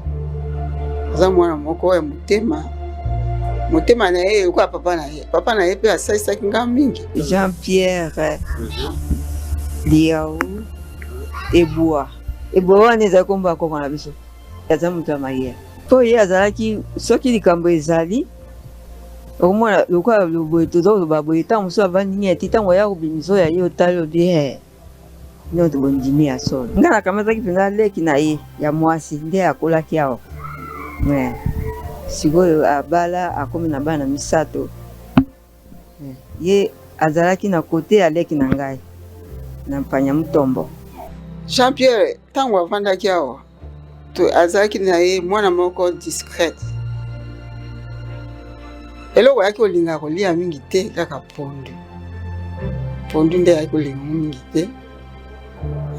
Mais tozalaki na ye ayaki mwana moko ya kimia, alingaki pe kotanga babotama na kitambo wate kutu ngo bande papa bango aza kolinga makasi, oncle Marcel aza kolingi makasi comment soka tango soma na ya zibiso toke na nsele totamboli na poka to koti mess awa na Saint Augustin na yepe so to benge pichu so benge pichu donc ebo mwana na yepenza malamu yana ngai aboti bana na kanza Sophie bana 6 basi na basi yaya tali wabite na kovanda kana bana basi te ifo na zwa mwasi oya kobotelanga bana ya mibali aye kobota bana ya mibali moko yeyo Jean-Pierre ba oyo baza kobuka lokutana bango balobi te bana oyo bazali bana ya yana ngate bakosi bato ya ndoki ata bazolo bana kati ya famille ekosimba te tata mosi na ye wana biso bato toza kosambelela na mwana oyo butu na moi oyo azotanga kombo na ye mabe Nzambe akosukisa ye na mabe na ye ezala ba famille ezala ta bisika misala bakokoka ye te abengisaka biso ba famille alobi boya tokendaka ayebisi boy bino bandeko bosambela lokola nga zokende na poto soki na ye bino nyonso bokobika alobi nanga alobi omoni nasali biro kuna na Shenja tango nakoya nakozwa bana na bino nyonso na kati na biro wana maloba ya loba nanga ngai na dali petit frère ya pauvre Emina professeur hawe ubala molengo d'après ngai nayebi ke moto atulanda mwana biso li hawu Jean-Pierre moto ana dende jalousie po moto ya de ko butsaye tonga na yebiye soit akota justice soit la bete jepe na moto famille na biso moko te atere makada ko critiquer Jean-Pierre d'alité et de l'okuta balingi batia conflit pe famille na biso d'arna de jour de beauté. Le professeur Liao, premier président de la Cour suprême de justice, président du Conseil supérieur de la magistrature, s'était rendu à Kisangani comme à Lubumbashi, où il y avait 2 cours d'appel en plus de celles qui étaient à l'époque. C'était ainsi qu'en 1973, il a atterri à Kisangani pour accomplir sa mission. J'avais eu l'occasion de voir dans sa compagnie, si vous voulez le dire, un de vos magistrats dont je préfère faire le nom. Il m'avait connu depuis le collège Saint-Jean-Bert commence à Camponde. À son arrivée à Kisangani, je l'avais approché comme aîné et 3 autres que je connaissais parmi eux pour le recevoir chez moi à la maison. Il m'avait soufflé à l'oreille si je ne pouvais pas vraiment trouver une jolie fille de bonne manière pour pouvoir être derrière la compagnie. Et moi j'avais eu au moins une femme là. Et qu'à travers toutes ces relations dans le quartier, je m'étais fait aussi ami à certains des compatriotes, dont un certain Karokola, il travaillait à l'université de Kisangani. Donc je connaissais deux sœurs d'une beauté extrême. Une qui s'appelait Bernadette et l'autre Eugénie.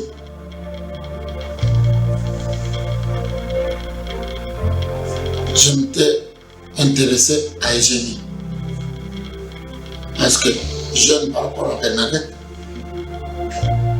et qui était d'une admiration que je ne saurais décrire pour la beauté, pour les manières. Vous voyez le mélange de Turumbo et Lokele, c'était une espèce hors pair. Et mon ami là m'a permis de rencontrer Eugénie. Ce n'est que plus tard, 2 mois après, que j'avais compris que Eugénie avait connu le professeur Yahou à ce moment-là. Parce que 2 mois après, le professeur, par le canal de sa famille, est venu verser la dot au quartier Turumbu à Kisangani.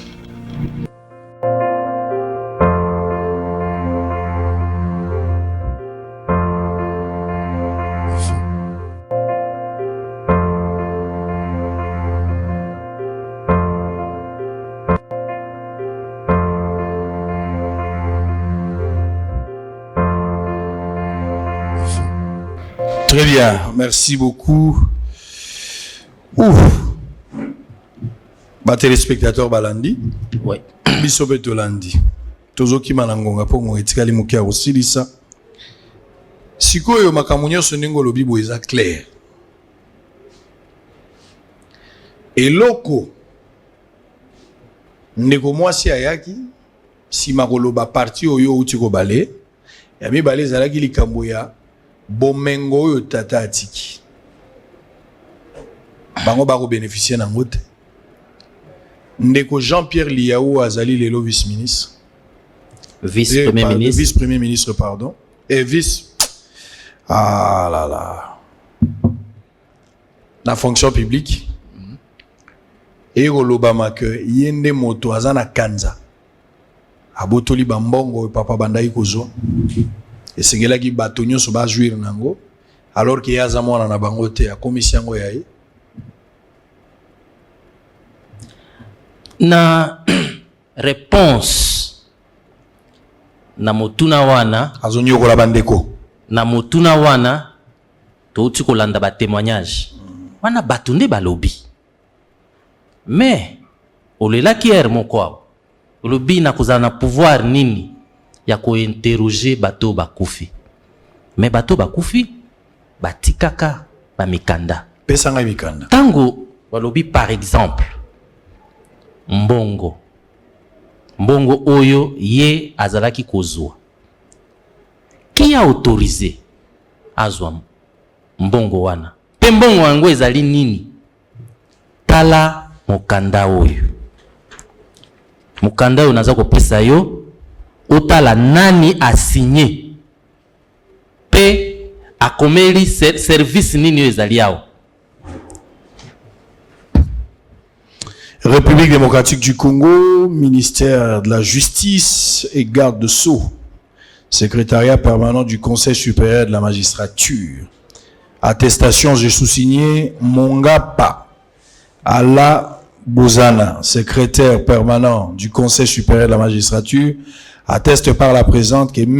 Liaou Kalokola Liban est fils du professeur Liaou Ebois, magistrat émérite, et l'autorise de toucher ses émoluments. auprès des institutions financières.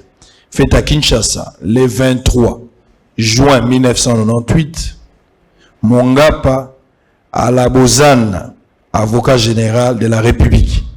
Nani a approuvé Ango? On t'a approuvé Ango, professeur Liaou. Monsieur Liaou, ça je... Na ko préféré batuba mona signature wan. Tes signatures à lisango ko sarate. So ki sango alobi sekelo ko za solo.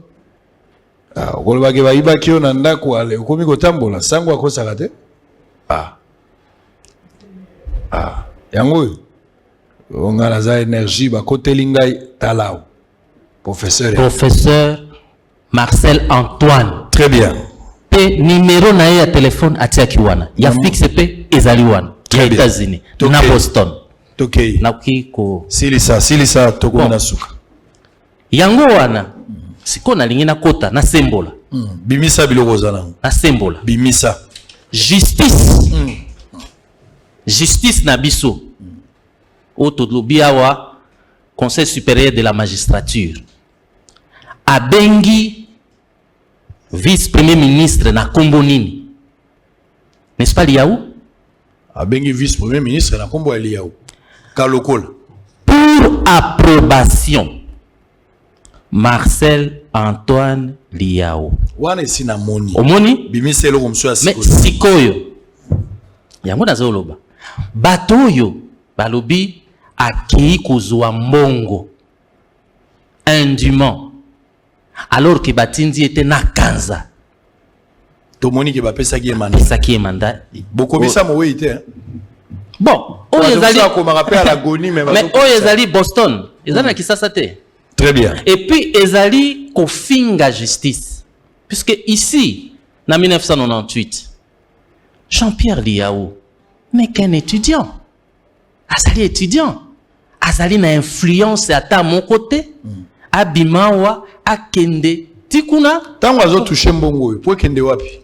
Mbongo oyo ezali obabengaka rente. Bapesaka na bana. Yango na lobi ya ko touché yimoko. Bango baza 15. Po kenda wapi? Te. Tango oyo bano bazalaki kotanga. Notamment Jean-Pierre Liaou na baleki mususu. Bambongo bazalaki kozwa ezalaki pona kosalisa bango na classe. Mais na tango wana bandeko ya basi bango bazalaki lisusu na Congo te. Bango bazalaki na mboka mopaya. Soki motana mboka mopaya mbongo tata eza sona droit na ete. C'est-à-dire que mbongo yo mokolo mbongo. Mokolo mbongo ezali Jean-Pierre Liaou te. Yango na lobi. Tango ya azui mandat ya kokenda kosimba mbongo ya tata.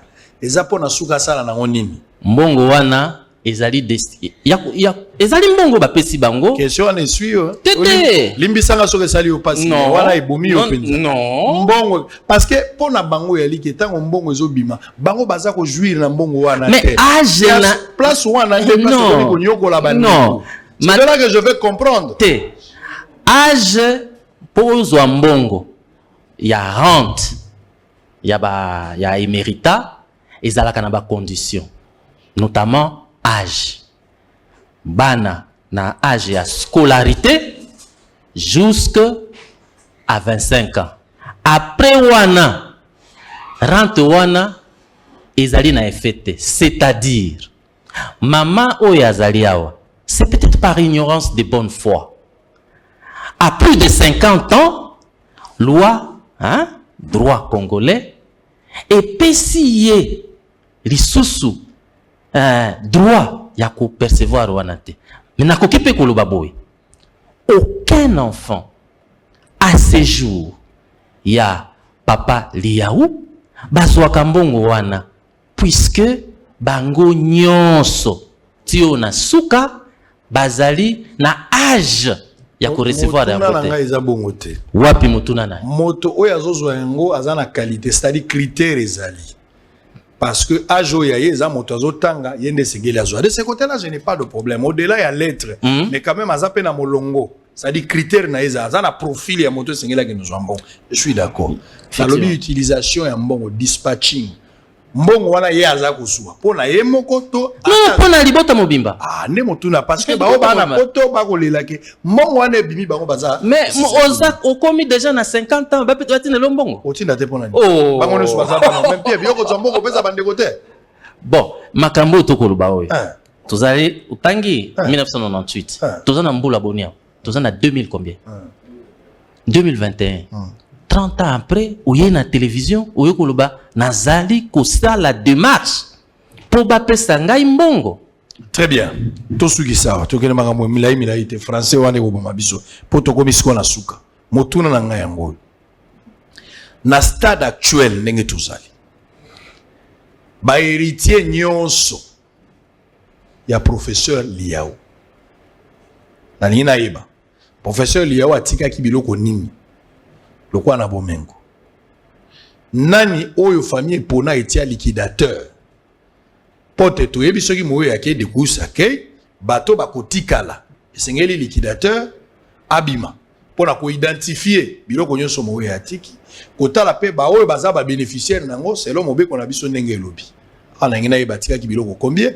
Nani ba pona liquidateur? Est-ce que bana nyonso lelo ba héritier à première catégorie, deuxième ou troisième, batonyo soana ba se retrouver les loko wana, to justement bino bokangi yango na kanza pona kombo na bino na politique bo komisi yango ya bino.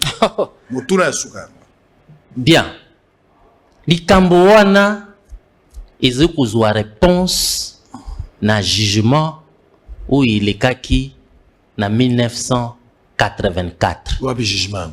Na jugement wana na pesaki yo na ebisaki yo na rappelaki na histoire que en 1984 il y a eu un jugement en faveur de maman Sophie et il y a eu partage sur 8 maisons. Ndako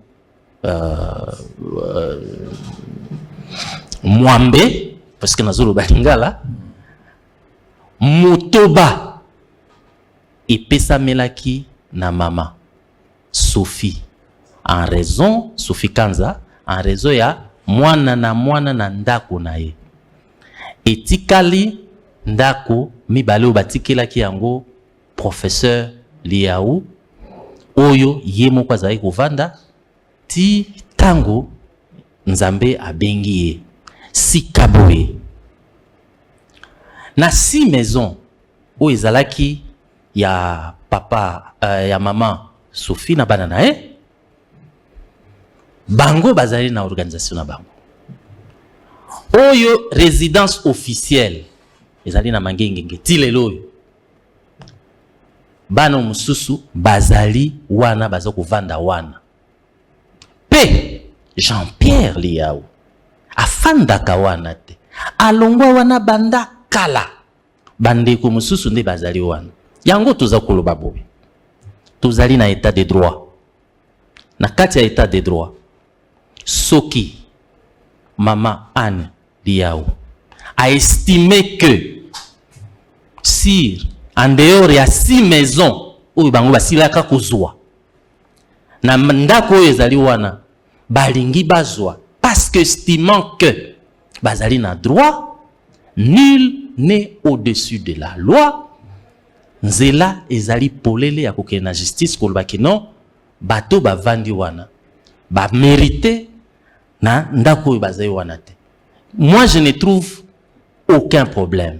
Il n'y a pas du tout moto oyo a pekisi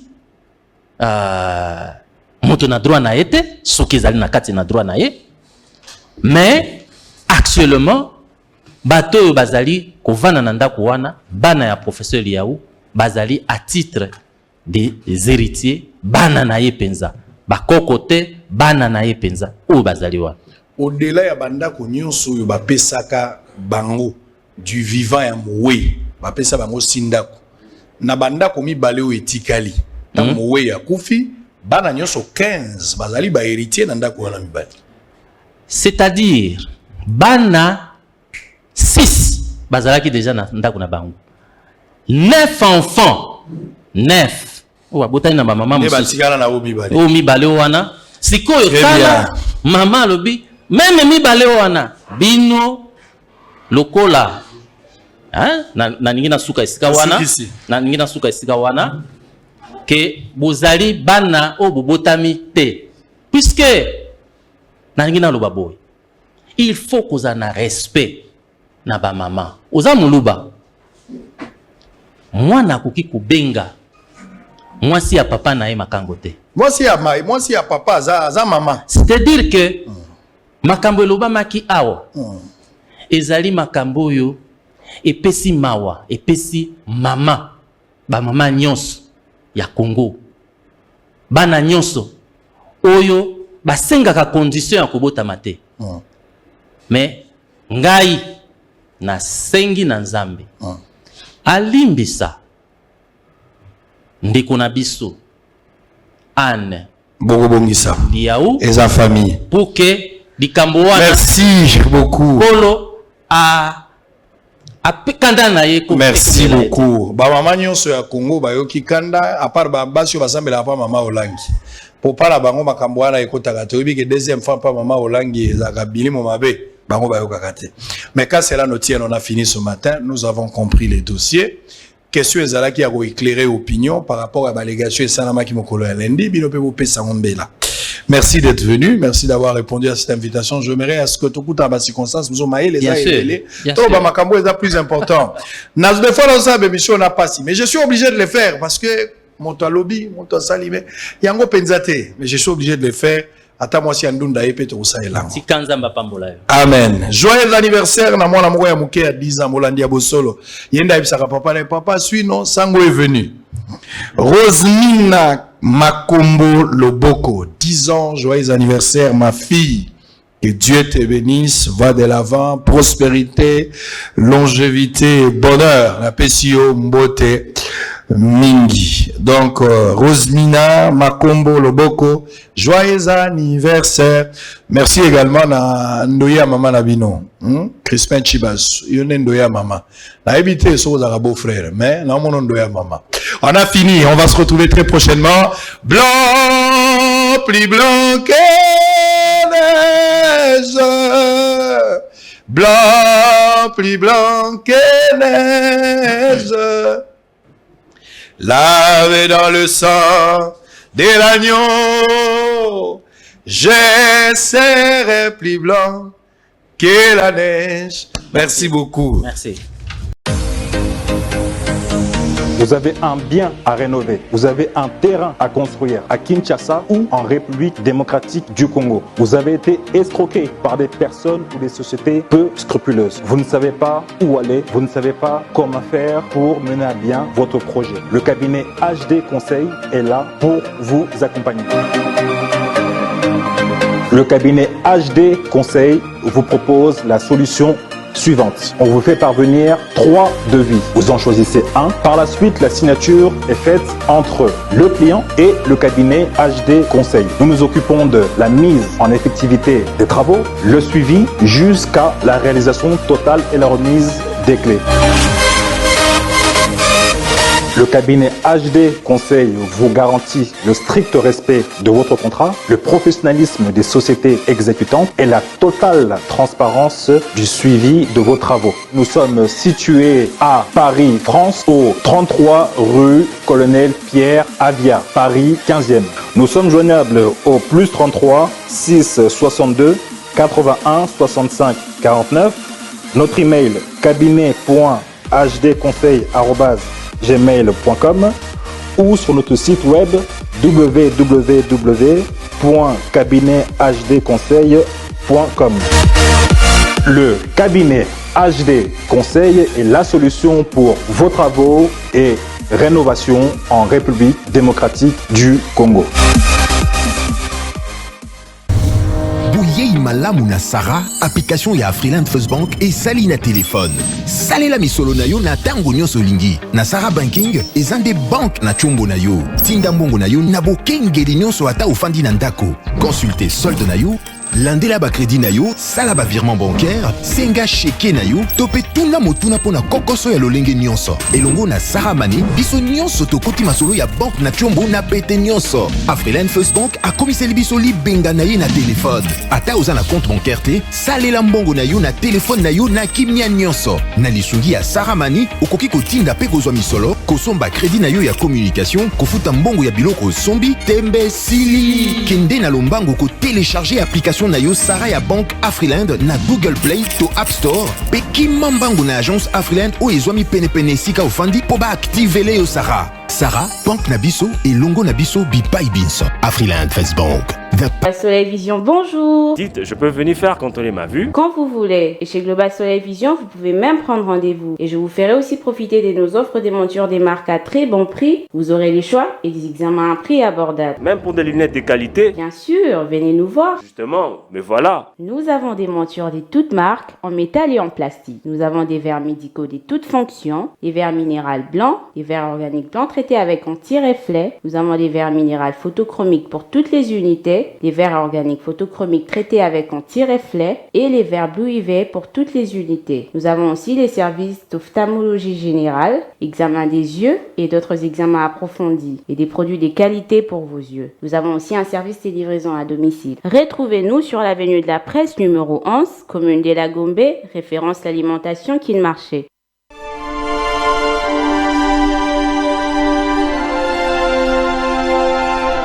Je suis clairvoyant. Puisqu'un désastre peut me surprendre, je dois toujours protéger mon patrimoine, mes biens meubles et immeubles, ma voiture, mon magasin, mon chantier, la scolarité de mes enfants.